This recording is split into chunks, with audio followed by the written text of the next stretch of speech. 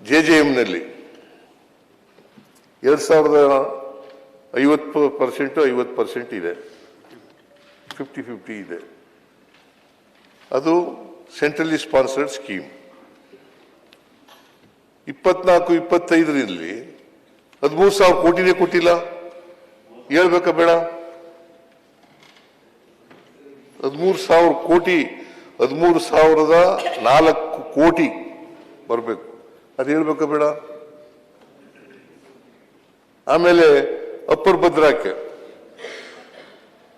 ಭದ್ರಾ ನಿರ್ಮಲಾ ಸೀತಾರಾಮನ್ ಅವರು ಹಣಕಾಸಿನ ಮಂತ್ರಿಗಳು ಬಜೆಟ್ನಲ್ಲಿ ಹೇಳಿದ್ರಲ್ಲ 2023-24, ಅದು ಹೇಳ್ಬೇಕಾ ಬೇಡ? 23-24ರಲ್ಲಿ 5,300 ಕೋಟಿ ಕೊಡ್ತೀವಿ ಅಂತ ಹೇಳಿದ್ರು ಅಪ್ಪರ್ ಭದ್ರಾಕ್ಕೆ. ಬಜೆಟ್ನಲ್ಲಿ ಘೋಷಣೆ ಮಾಡದ್ದು.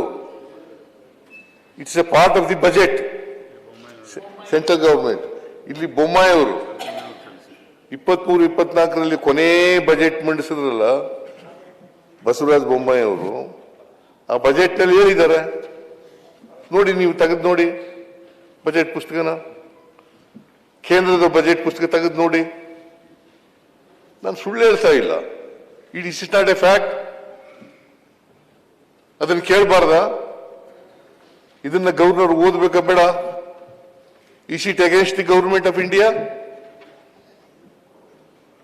ಅಥವಾ is it against the interest of the citizens of the state? ನಮ್ಮ ಸ್ಟೇಟ್ಗೆ ಅಗತ್ಯ ಇರ್ತಕ್ಕಂಥದ್ದನ್ನ ಕೇಳಬೇಕಾಗಿರ್ತಕ್ಕಂಥದ್ದು ನಮ್ಮ ಕರ್ತವ್ಯ. ಸುಮಾರು ಈಗ ನಾವು ನೋಡಿ, ಇದು 5,300 ಕೋಟಿ ಆಯ್ತಾ? ಇನ್ನೊಂದು 14th ಫೈನಾನ್ಸ್ ಕಮಿಷನ್ನಲ್ಲಿ ನಮಗೆ 4.71% ಕೊಟ್ಟಿದ್ರು. 14th finance commission. 15ನೇ ಫೈನಾನ್ಸ್ ಕಮಿಷನ್ನಲ್ಲಿ 3.64% ಕೊಟ್ಟರು. Is it not an injustice? Cost to state? ಇದನ್ನ ಹೇಳಿದ್ರೆ ಇದು ಸಂವಿಧಾನ ವಿರೋಧಿ ಹೆಂಗಾಗ್ತದೆ?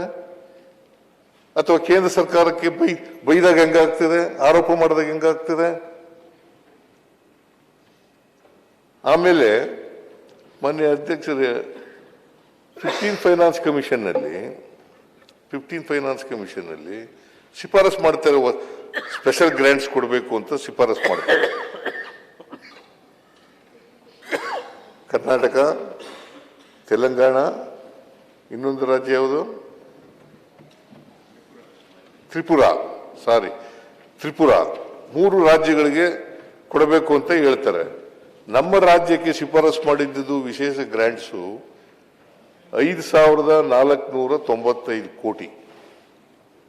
5,495 ಕೋಟಿ ವಿಶೇಷ ಅನುದಾನ ಅಂತ ಹೇಳಿರ್ತಾರೆ.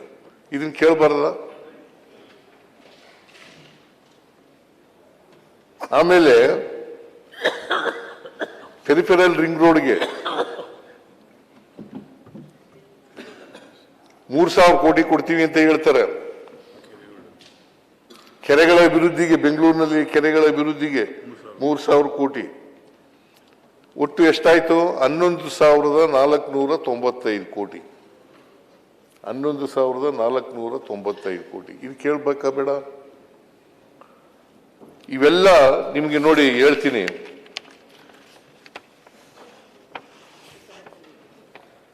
ಭದ್ರಾ ಮೇಲ್ದಂಡೆ ಯೋಜನೆಗೆ ಶಿಫಾರಸು ಮಾಡಲಾದ ಅನುದಾನ 5,300 ಕೋಟಿ ಕೊಡಬೇಕಾಗಿತ್ತು ಕೇಂದ್ರ ಸರ್ಕಾರ. 15ನೇ ಹಣಕಾಸು ಆಯೋಗದಲ್ಲಿ ಶಿಫಾರಸು ಮಾಡಲಾದ ವಿಶೇಷ ಅನುದಾನ 5,495 ಕೋಟಿ. ಆಮೇಲೆ 15ನೇ ಹಣಕಾಸು ಆಯೋಗದಲ್ಲಿ ಬೆಂಗಳೂರು ಅಭಿವೃದ್ಧಿಗೆ ಶಿಫಾರಸು ಮಾಡಲಾದ ಅನುದಾನ 6,000 ಕೋಟಿ. 15ನೇ ಹಣಕಾಸು ಆಯೋಗದಲ್ಲಿ ಶಿಫಾರಸು ಮಾಡಲಾದ ಆರೋಗ್ಯ ಅನುದಾನ 874 ಕೋಟಿ.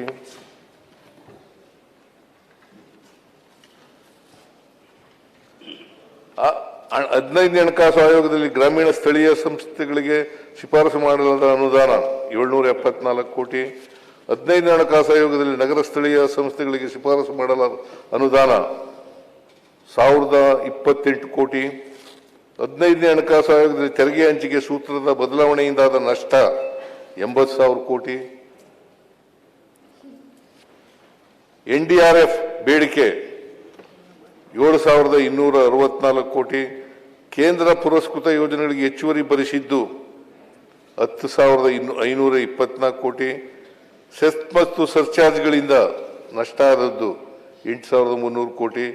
ಒಟ್ಟು 15ನೇ ಹಣಕಾಸಿನ ಆಯೋಗದಿಂದ ರಾಜ್ಯ ಸರ್ಕಾರಕ್ಕೆ 1,25,559 ಕೋಟಿ ನಷ್ಟ ಆಗಿದೆ. ಇದು ಕೇಳಬೇಕಾ ಬೇಡ? ಇದು ನೀವು ಕೇಳಬೇಕಲ್ವಾ? ಆಯ್ತು, ಇದ್ರ ಇಷ್ಟೆಲ್ಲ ಅನ್ಯಾಯ ಆಯ್ತಲ್ಲ. 23-24 15ನೇ ಹಣಕಾಸಿನ ಆಯೋಗ ಬಂದದ್ದು ಇಷ್ಟೆಲ್ಲ ಅನ್ಯಾಯ ಆದರೂ ಕೂಡ ನಾವು ಕೇಳಬಾರ್ದು, ರಾಜ್ಯಪಾಲರು ಓದಬಾರ್ದು ಅಂತಂದ್ರೆ ಎಲ್ಲಿದೆ? ಇದು ಸಂವಿಧಾನಕ್ಕೆ ಪರವಾಗಿದೆಯಾ? ಸಂವಿಧಾನದ ರೀತಿ ಇದೆಯಾ? ಇದನ್ನ ಕೇಳಿದ್ದೀವಿ ಅಷ್ಟೇ.